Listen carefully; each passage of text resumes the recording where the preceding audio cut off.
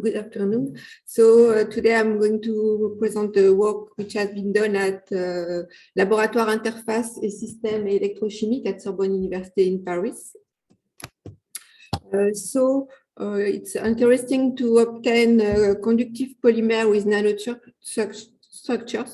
in order to have a very high specific surface.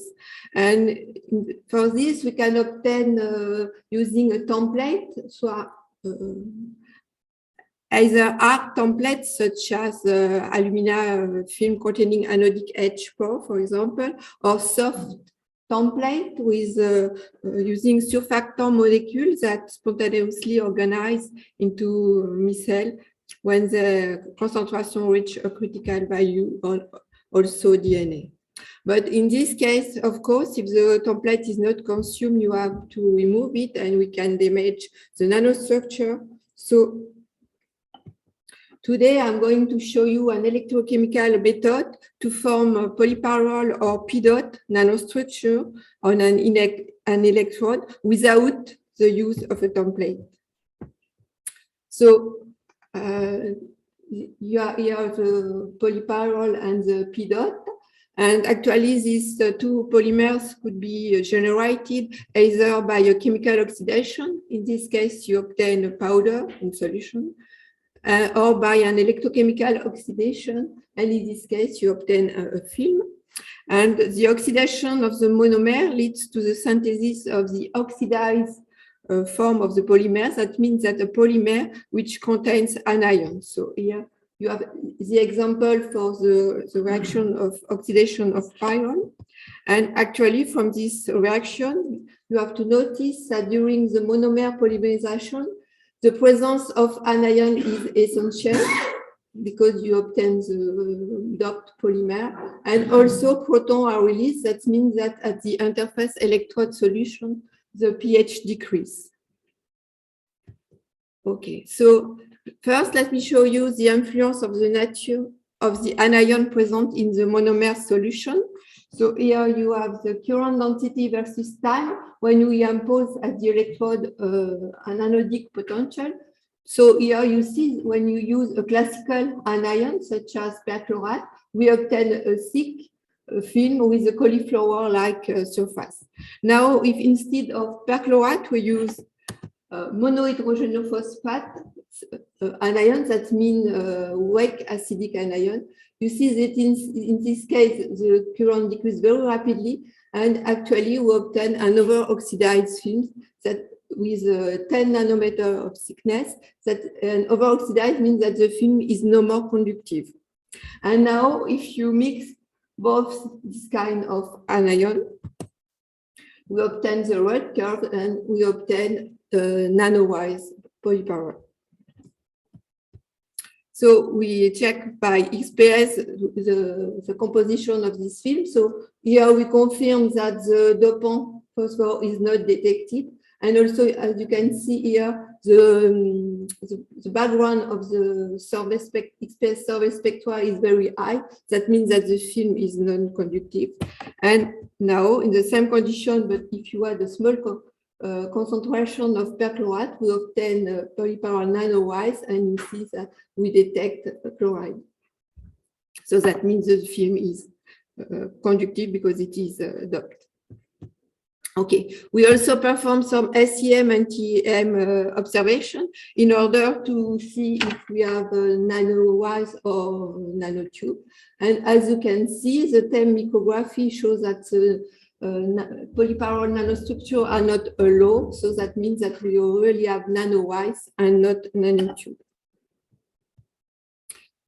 Here you can see the influence of the polarization duration. So at this anodic potential, you have the Y-length versus the polarization time, and you see that the relationship between the nano-wide length and the polarization time is linear, with the growth rate about 0.8 nanometers per second.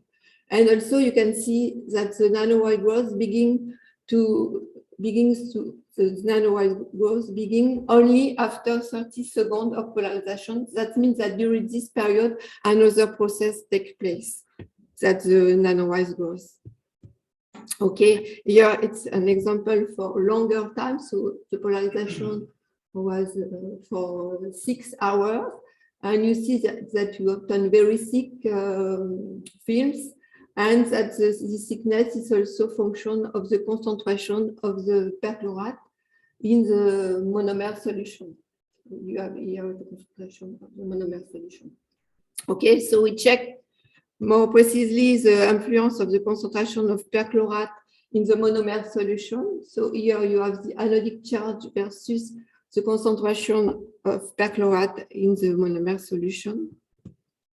For very low concentration, we obtain an over-oxidized polypyrrole film. For the intermediate concentration, we obtain nanowires. And finally, for the higher concentration, we obtain nanofiber networks. And both are spheritophilic films. Okay, so now let me explain the reactional mechanism of the formation of these nanowires. So the key point is that we use weak acidic anion. So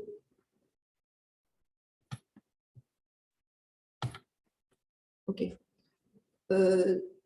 So here it's in the presence of only weak acidic anion. So here we have the reaction which occurs under an anodic potential. So pyrrole is oxidized, leading to the release of proton. This proton reacts with a weak acidic anion, and therefore there is no more anion available at the interface between the electrode and the electrolyte. And since high potential is applied, water oxidation occurs with the release of hydroxyl radicals. And these hydroxyl radicals lead to the over-oxidation of the polypyrrole film formed during the very first time. And so we have the formation of the very thin insulating layer of over-oxidized polypyrrole. Now,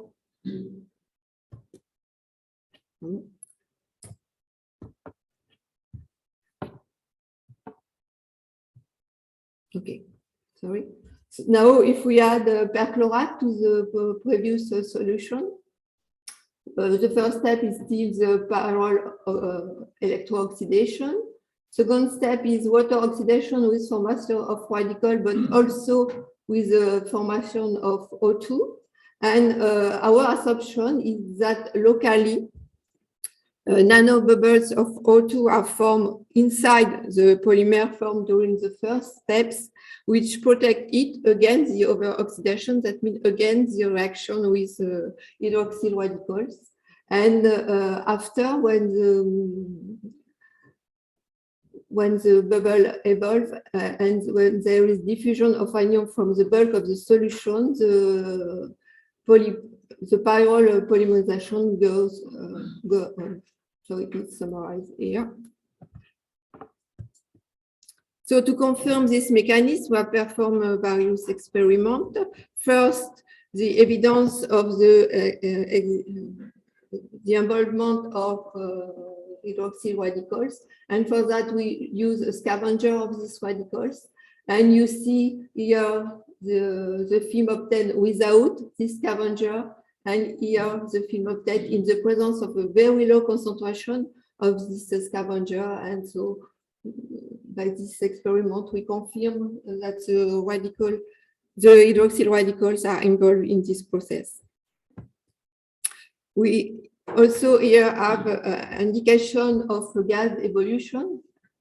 In fact, here you can see that some pyrrole nanostructures are hollow, actually the largest one. And during the step 2, so here, the polypyrrole continue to grow at the periphery of the bubble, forming a cup or tube. But when the bubble evolves, the polypyrrole growth takes place inside the nanostructure and then on the top. And so it's why we obtain a nanorod or nanowire. We also perform experiment with rotation of the electron in order to to release the bubble. Here, release the bubble of O2, which are inside the polymer first formed at the very beginning of the experiment. So you see here the anodic charge versus the rotation speed of the electrode. And you see that for the lowest rotation speeds, the anodic charge increases. That means that more pyrrole are oxidized. For the highest rate, it decreases this point. That is, of course, an unusual behavior. And for speed higher than 600, we obtain ultra-thin overoxidized polypyrrole films. So for high electrode rotation speed, we expelling of the O2 nanobubbles, the polypyrrole film is no more protected against the hydroxyl radicals, and the synthesis film is fully overoxidized, that means non-conductive. Okay, we also check the influence of the pH of the solution, because the potential of water oxidation depends on this pH. So you see here that for the pH inferior to 5, we obtain a classical film polyfluorolate with a polyfluorolate structure. For pH higher than 9, we obtain overoxidized polypyrrole, and for the between 6 and 9.5, we obtain nanostructure. And we have checked that in the presence of only perchlorate, that means the classical solution, there is no influence of the pH. Okay, so one question we can ask is, are the polypyrrole nanowire conductive? So to answer to this question, we have performed experiment in 2 steps. The first step is the growth of nanowires, as I showed you previously. And after this, we use this sample for a classical synthesis of polypyrrole, that means in the presence of only perchlorate. And you see that in this case, you can see that the polypyrrole grows around the nanowires. And you can see here the diameter of the nanowires versus polarization times for the second synthesis for this one, and the length of the structure. So the nanowires are conductive. Okay, we also check the influence of the concentration of pyrrole, and actually we use only classic perchlorate anion. And you see that when the monomer concentration is a limiting factor, because its concentration is very low, polypyrrole nanostructure can be obtained even in the absence of weak acidic anion. So now we obtain this result for polypyrrole, so we want to try to obtain the same for P dot. However, it's not so obvious because the monomer solubility is not the same. The solubility of E dot is lower, and also the oxidation potential of the monomer is not the same. The oxidation potential of the E dot is higher. So first we have checked what's happened in the presence of only weak acidic anion. And you see that we ask for polypyrrole, we obtain a very thin film, about 50 nanometers. You see that for the express surface spectra, the background is very high, and also that no phosphate is detected at this binding energy. So this film is, so in this case, we have determined the condition in order to obtain totally overoxidized P dot film. So after we add perchlorate and we obtain nanostructure, and actually we obtain various nanostructure depending notably on the applied potential, so the potential at which the monomer is oxidized.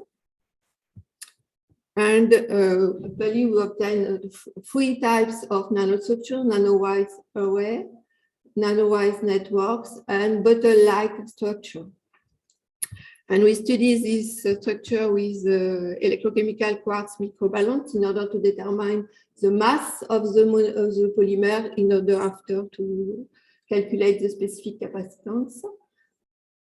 So here you are in black, you have the current versus time, and in blue, the increase, the mass of the electrode, which increase due to the deposition of the polymer.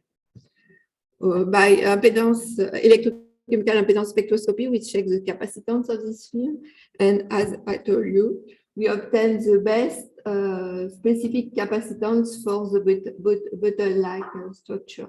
It's about 100 farad per gram. We also check the cyclic voltammetry at various potential scan rate in lithium perchlorate solution. And we calculate the capacitance of these films.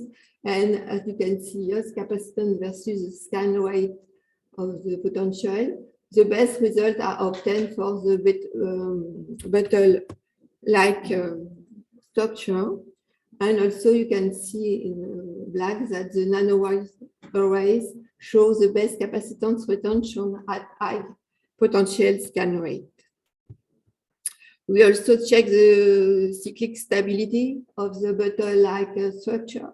So you see that at high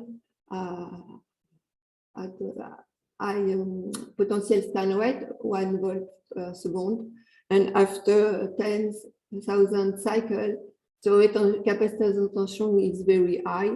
So we have a very good result with this film, and good for application for supercapacitor. So to summarize, I show you that it's possible to electrogenerate various nanostructure of conductive polymer using weak acidic anion, which are able to capture the proton release during the oxidative polymerization of the monomer. And actually, two main effects due to the presence of weak acidic anion in the monomer solution can be indicated. So the limitation of the decrease of the interface pH, because the potential of photooxidation depends on the pH, and it should be lower than the applied potential in order to have formation of hydroxy radicals. And the decrease of the amount of anion present at the electrode solution interface, leading to oxidation of O2 to produce radicals and O2. So you have here to summarize with the various parameters: polymerization time, electrolyte pH, concentration of the species, and applied potential, and we can obtain this kind of structure.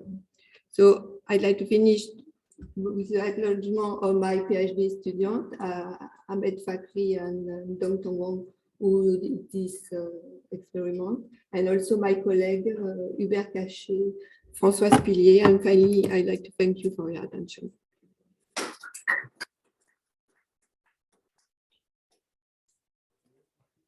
Question?